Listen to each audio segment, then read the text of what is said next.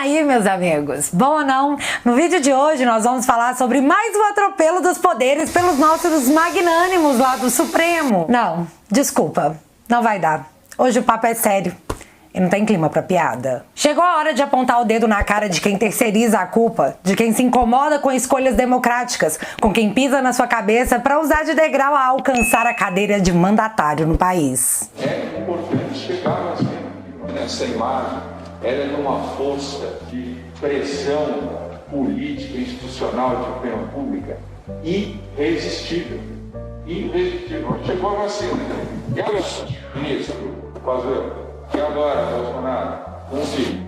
Agora, sem isso, é ao contrário, né? E agora, governador Rondônia?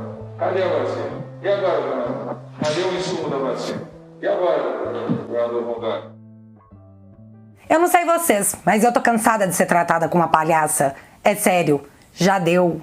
E antes da gente começar esse vídeo, eu preciso te perguntar uma coisa. Você sabe o que é tripartição dos poderes? No Brasil nós temos 3 poderes, o Executivo, o Legislativo e o Judiciário. O Executivo tem a finalidade de executar as leis que já existem e de implementar novas legislações de acordo com a necessidade de seu povo. Já o Legislativo tem a função de elaborar novas leis e fiscalizar os atos do Poder Executivo. E ao Judiciário cabe interpretar as leis já existentes e julgar os casos de acordo com as regras constitucionais. O Judiciário trabalha com as leis criadas pelo Legislativo. Cada poder deveria ficar no seu quadrado com sua atribuição, sendo proibida a interferência de um poder nos demais. Grava isso. Então vamos começar falando de Barroso. Barroso sempre diz que a implementação do voto auditável seria um retrocesso.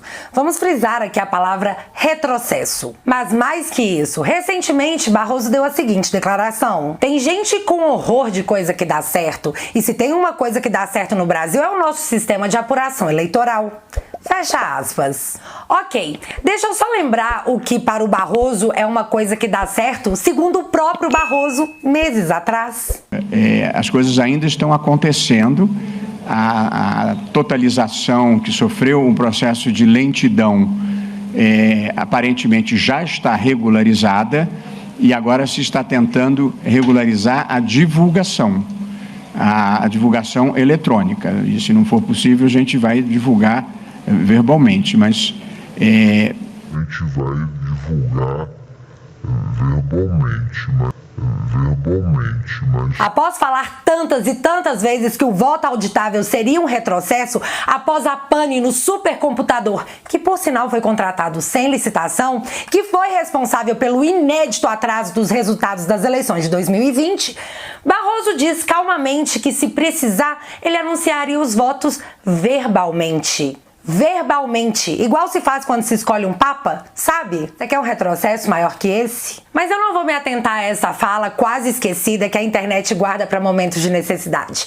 Vamos falar do ano de 2017, onde as urnas já estavam sendo fabricadas para adotar o voto impresso que havia sido aprovado pelo Congresso. O novo layout foi pensado para atender a determinação do Congresso Nacional e implementar o voto impresso. Agora temos que acoplar também esse modelo do voto impresso. De novo, Congresso, a casa que legisla. Então eu tô mostrando para vocês que as urnas já estavam equipadas para a impressão do voto, que cairia em uma urna para quem quisesse contar. E mais que isso, foi uma lei aprovada no Congresso, que teoricamente é um poder independente. Mas o Supremo não concordou com isso. O voto auditável, que deveria ter sido implementado em 2018 por vontade dos representantes do povo, que tiveram voto popular para isso, mais ou menos, e eu já explico. Foi derrubado no STF, que o julgou inconstitucional, pois violaria o sigilo do voto. E aí eu me pergunto, como? Como isso seria possível se o papel impresso cairia numa urna inviolável? A única certeza que se daria tal implementação é que, de fato, o voto que aparece na tela seria o voto que iria para uma urna, para caso fosse necessária uma recontagem. Entenda, um poder que deveria apenas seguir as leis criadas pelo Legislativo proíbe o legislativo de criar leis que o desagrada. Após essa conversa de que o voto não seria mais secreto ter caído por terra, Barroso agora nos diz que o problema do voto auditável é que o resultado das eleições poderia ser atrasado, já que o perdedor poderia sempre pedir a recontagem dos votos. Mas, seu Barroso, qual é o problema nisso? Em democracias que prezam pela transparência, é assim que deve ocorrer. E levando em conta que as eleições são em outubro e o vencedor toma posse somente em janeiro, podemos combinar aí que tem um tempo para que o processo aconteça e a recontagem seja feita, certo? Se não existem mais impedimentos, qual é o verdadeiro problema? Portanto, não é o conservadorismo o problema, por mais que incomode a muitos de nós. Após a queda das narrativas do ministro para impedir o voto auditável, com o apoio da presidente da CCJ, a deputada Bia Kicis, nessa semana tivemos início a campanha a favor do voto auditável. E essa é uma pauta que o povo quer. Transparência nas eleições é um direito nosso. Ou deveria ser. Vamos lá, colocamos em primeiro lugar uma tag de apoio? Sim, a gente começou a fazer barulho. Porém, nessa quinta, tivemos outra notícia que pode ter sido incômoda para alguns. O presidente Bolsonaro teria pedido à Polícia Federal que reabrisse o caso Adélio. É inadmissível que até hoje não tenhamos uma resposta e que o réu confesso permaneça inacessível, blindado por seus caríssimos advogados que sabe-se lá Deus quem tá pagando. Ainda na tarde dessa quinta-feira, tivemos a finalização do julgamento do Supremo que decidiria se a sua religião é essencial ou não. E não, ela não é. Isso tudo rolou em menos de uma semana. Outro fato que não podemos esquecer foi a troca do ministro da Defesa, onde saiu o ex-assessor do Toffoli, que alguns dizem que apaziguava as relações. Para a entrada de Braga Neto, que de cara já disse que nós iríamos sim comemorar o contragolpe de 64. Junta todas essas informações que não é difícil entender o desfecho jurídico. No fim da tarde dessa quinta-feira, todos nós fomos surpreendidos por uma decisão monocrática de Barroso, obrigando o presidente do Senado, o seu Pacheco, a abrir a CPI do flango frito. Não para investigar desvios de governadores e prefeitos, que tá aí para quem quiser ver, mas sim para investigar única e exclusivamente o governo federal. Desculpa quem pensa diferente, mas no meu ponto de vista, eles não vão permitir um voto auditável e uma revelação do caso Adélio assim, numa boa. Tem que tentar atrapalhar. Após uma enxurrada de críticas, em nota, o STF se manifestou a favor de Barroso, dizendo o seguinte, aspas, o Supremo Tribunal Federal reitera que os ministros que compõem a corte tomam decisões conforme a Constituição e as leis. Fecha aspas. É mesmo, é? Eu disse antes e eu repito agora, eles até podem esquecer, mas a internet lembra de tudo. Alguém pode me explicar o porquê em 2019, quando os senadores ingressaram no STF para que a CPI da Lava Toga fosse instaurada, o ministro Gilmar Mendes, dessa mesma Corte Suprema que assinou a nota em defesa da interferência de Barroso no Legislativo, negou a instauração da CPI, dizendo o seguinte, abre aspas, é vedado ao Poder Judiciário adentrar matéria interna corporis do Congresso Nacional. Fecha aspas. Vocês entenderam? O Gilmar Mendes se negou a obrigar o Senado a instaurar a CPI da Lava Toga, dizendo que o Judiciário não pode se meter em atribuições exclusivas do Legislativo. E isso não tem muito tempo não, gente. Isso tem menos de 2 anos. Mas para desgastar o governo federal do presidente Jair Bolsonaro, que incomoda muitos ministros, agora pode, agora tá liberado, agora o STF faz nota defendendo. A questão é que alguém tá mentindo ou interpretando a lei da maneira que melhor lhe convém. O nome disso é ativismo judicial. Se tiver moral, um pingo de moral, Mr. Barroso, mande abrir o processo de impeachment contra alguns dos seus companheiros do Supremo Tribunal Federal. E você sabe o que é pior? Eles julgam a suspeição do Moro quando muitos deles deveriam se declarar suspeitos de julgar qualquer coisa relacionada ao presidente. Né, Marco Aurélio? E disse com todas as letras que temia pelo Brasil eleger presidente da República o deputado federal Jair Bolsonaro. Galera, ano passado o ministro desse Supremo Tribunal teve a audácia de intimar 3 generais do governo para depor, alegando que, se não viessem de livre e espontânea vontade, seriam buscados debaixo de vara. Fachin, declarado apoiador de Dilma, inclusive indicado por ela, sozinho, retirou todas as condenações do Lula, alegando que não era atribuição da Lava Jato investigá-lo. Mas o engraçado é que esse mesmo Fachin, ao longo do tempo, recusou-se por mais de 10 vezes a retirar esses mesmos inquéritos de Curitiba. Por Por que agora? Te respondo, porque agora a imprensa quer socar na sua goela que o Lula é de centro. Sim, a Amanda, que atua como jornalista, disse isso, que o Lula é de centro. Com todas as letras. Os mais envergonhados de abrir o voto em Lula dizem que não. O moderado e de centro, na verdade, é o Ciro. Ciro, irmão do senador retroescavadeira. Votar no centro é a bola da vez. Porém, é essa mesma imprensa que me convenceu e te convenceu que o centro é o pior dos mundos, um bando de vendidos. E isso é utilizado quando a pauta é que o presidente abriu conversa com o Centrão. Qual é a coerência? Não tem. É narrativa. Pura narrativa. Temos artistas abertamente contra o governo federal eleito por mais de 57 milhões de brasileiros que, na verdade, estão chateados porque a verba pública para seus shows e espetáculos acabou. É o caso da Fernanda Torres, que antes dizia que não sentia falta nenhuma da Lei Rouanet e agora que a sua peça foi cancelada justamente porque não tem o dinheiro do pagador de impostos para bancar teatro de artista rico, chora dizendo que a autocensura já dita regras. Querem agora colocar em Bolsonaro um rótulo de corrupto que em mais de 30 anos de vida política não conseguiram. Dos 4 partidos cujos principais parlamentares receberam recursos em espécie do PT, orientaram as suas bancadas a aprovar o projeto, que fora encaminhado pelo governo. Somente o senhor Jair Bolsonaro, do PTB, votou contra a aprovação da referida lei. Eu poderia dizer para você que a culpa disso tudo é do próprio povo brasileiro que não sabe votar. Mas isso é uma mentira. Devido ao quociente eleitoral, pra você ter uma ideia, apenas 27 dos 513 deputados eleitos foram realmente ganhadores no voto. O resto foi puxado. E isso precisa acabar. Precisam ser eleitos aqueles que tiveram mais votos. E é assim que deveria acontecer em uma democracia. Mas na verdade, na minha percepção, é que isso nem faz mais diferença. Hoje, os deputados até votam algo, mas se o Supremo não quiser, ele derruba. O Supremo quer investigar alguém? Ótimo, dispensa aí o Ministério Público. Vamos tocar esse negócio sozinho. Se eles quiserem prender o deputado por um crime usando a Lei de Segurança Nacional, eles podem também. Porém, se alguém mais ousar acionar essa mesma lei, eles dizem que ela é inconstitucional. E enquanto isso, temos uma pesquisa revelada pelo Poder Data que 42% da população considera a atuação do Supremo como ruim ou péssima. E olha só, eles nunca tiveram um único voto seu para decidirem a sua vida. Eles estão lá por indicações políticas. Para garantir as conquistas e continuarmos na direção de uma sociedade justa, soberana e solidária. Nós já decidimos, dia 31 de outubro, votamos Dilma Rousseff para a presidência do Brasil.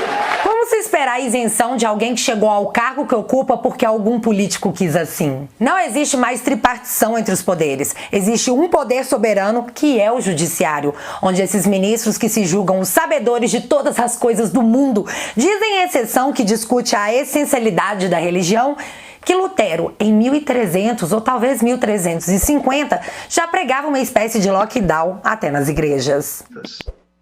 Lutero, na pandemia, também aqui, entre 1350 e 1380, pouco antes até, defendendo o isolamento de pessoas contaminadas.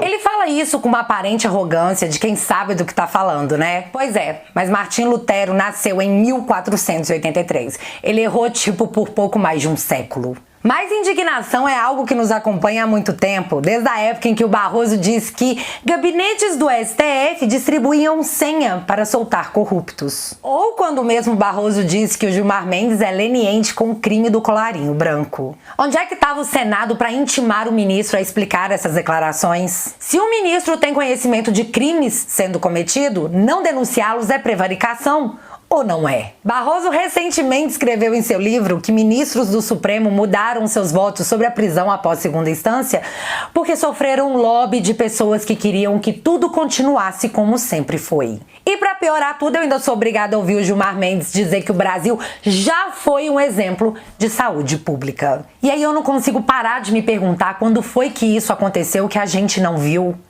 Quando foi que isso aconteceu? E aí, dito e exposto tudo isso, que na verdade é uma pequena parte de um osso preso na minha garganta, eles querem que eu diga amém para esses caras? Alguém consegue entender a minha indignação? Alguém compartilha dela? E para tornar tudo um pouco pior, tem o Dória. O Dória que eu não sei porque é o protegido da mídia, mas se eu disser pra vocês que ele tirou dinheiro da saúde pra alocar em publicidade, será que eu vou ser acusada de fake news? Não, pera. Ele realmente fez isso. Dória corta 820 milhões da saúde para o orçamento de 2021. E enquanto isso, repassa mais de 100 milhões em 2020 para a TV Cultura. E se você achou isso muito, calma. O desse ano, 2021, é ainda maior. E como o que é ruim pode sempre piorar, ele ainda aumentou em 69% os gastos com publicidade, injetando quase 154 milhões de dinheiro público em plena pandemia para sua autopromoção, num valor que é o mais alto dos últimos 5 anos no estado. Após aumentar tudo quanto é tipo de imposto, inclusive utensílios hospitalares, após retirar benefícios de idosos, após aumentar o imposto previdenciário de aposentados, no dia 15 de março de 2021, São Paulo foi colocada na fase roxa, que foi o outro nome escolhido para substituir o lockdown, que não pegava bem. Hoje é dia 9 de abril de 2021 e após 25 dias de fechamento, desemprego e desespero, São Paulo continua batendo recordes de pessoas que não resistiram ao flango frito. Sucesso! Deu super certo. Só que de forma óbvia não deu. E sabe-se lá por quê, baseado em sei lá qual ciência, isso vai continuar. Dória sempre diz que Bolsonaro é um negacionista e que em São Paulo eles seguem a ciência, então o fechamento é pro bem de todos. Fazendo exatamente o contrário do que o presidente disse para fazer, São Paulo é o epicentro do Brasil com os piores números de toda a pandemia. Sabe os números altos que você vê todo dia de pessoas que não resistiram? São puxados por São Paulo. E aí eu te pergunto, a culpa é do Bolsonaro como? Narrativas, apenas as narrativas da mídia que, de novo, sabe-se lá por quê, compra. E não, eu não tô dizendo que a verba publicitária recorde tem sim algo a ver com isso, porque é claro que não tem, né? Outra narrativa que era alimentada pela mídia e demais governadores é que o Brasil não tinha picadinha, que o presidente negacionista não se preocupou com isso.